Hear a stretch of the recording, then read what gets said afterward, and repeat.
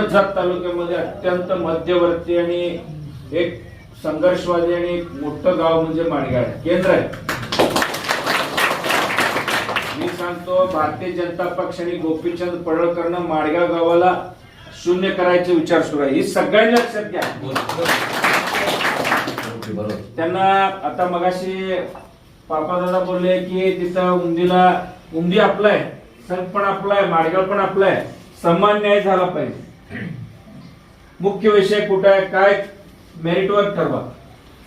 माडगाव ही तालुका मध्यवर्ती आहे. मध्यवर्ती झालं की सगळ्यांना दळणवळण आहे, हॉस्पिटल आहे, कॉलेज आहे, महसुली जमीन आहे. मुद्द्यावर जाऊ दे. 1 वर्ष झाला, 1 वर्ष आमदारकी येऊन 1 वर्ष पूर्ण झालं, 14 महिने होऊन गेले. त्यांना कोण शपथ घातलाय?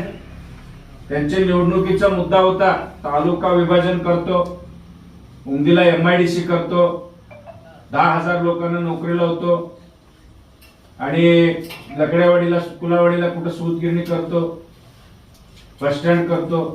13 महिने झाले.